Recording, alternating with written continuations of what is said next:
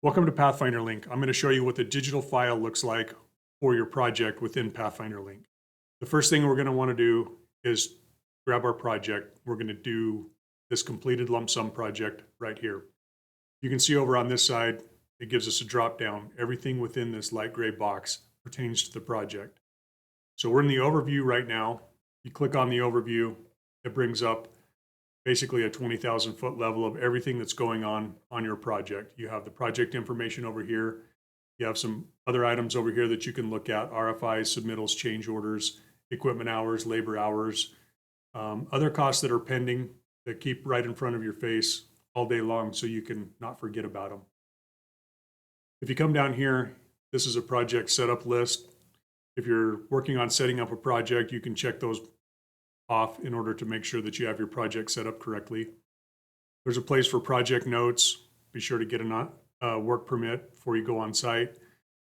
Or you can put links to different submittals for materials or different things like that. I happen to have the Pathfinder Link website right here, but you can put whatever link you want to right there. All you need to do is click on it. It'll take you to that particular website. Down here gives you your cost versus build versus contract information. So you have all that down here that's accessible to you. Down here you have change order information over here, gross profit percentages, what you're anticipating making versus what you are making. And then some other detailed billing information down here that gives you your timesheet, the last time the project was billed, so on and so forth. So the next thing that we're going to do is we're going to come into our budget. When we look at our budget, we can see that this is the way we've set it up. This is the way we've managed it. You can see that some of these are red, some of them are green. The red just simply means that you've gone over budget, and it tells you that over here that you've gone over budget.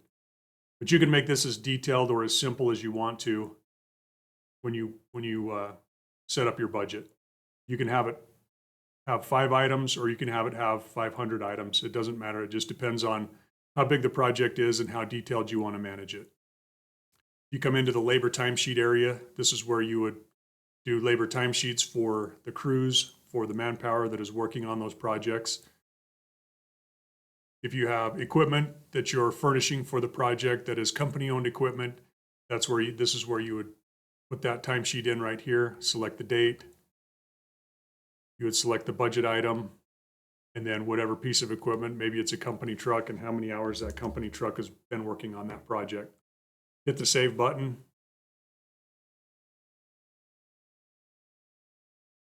There you have it. You just made a timesheet for your equipment. Daily logs. If you need to do a daily log, you come into the daily log here, put your work performed.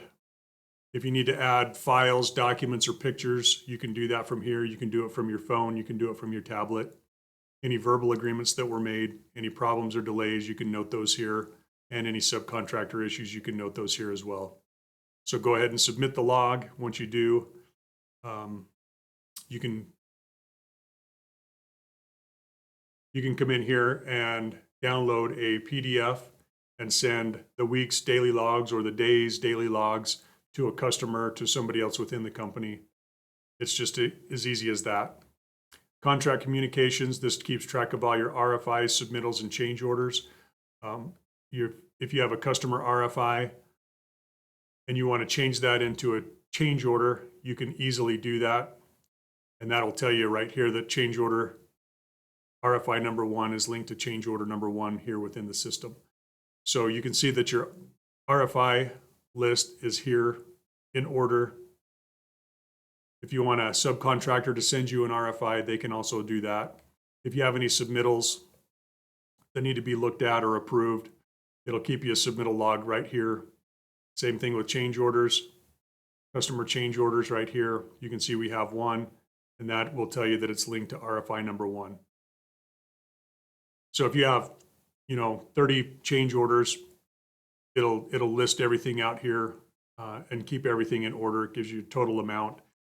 The neat thing about our change orders is that once this is approved, it'll become part of your schedule of values, and it'll also become part of your budget. There's no extra work involved there, so you'll never ever forget to fill an approved change order. Schedule of values.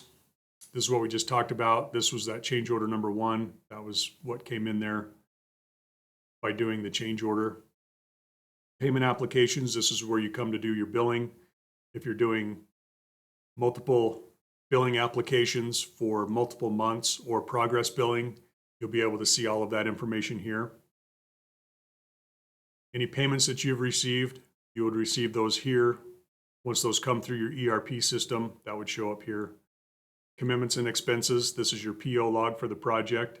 You can see that it's going to tell you if there's a pending one, if there's committed costs, or what that might look like.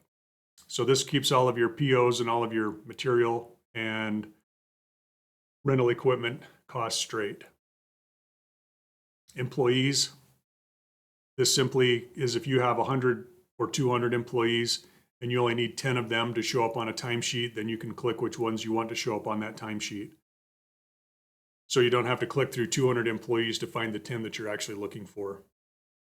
Customer view, if you want your customers to be able to view submittals, RFIs, change orders, things like that, they would be able to see that. You would be able to log in as them and see what they're seeing in case they need some help with it or something. You can see I'm currently viewing this as a customer.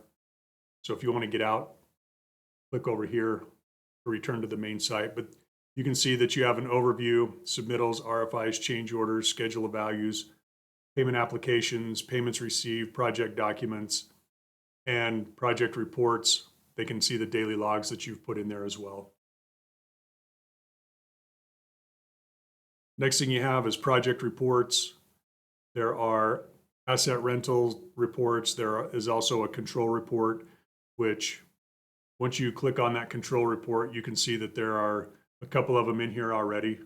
You can add a control report and it'll give you the pertinent vital information of the project and where things are at as far as how many man hours you've expended, how much budget you have left, and what percentage you should be complete on your project.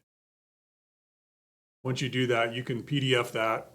You can actually send that to somebody within the company if you need to.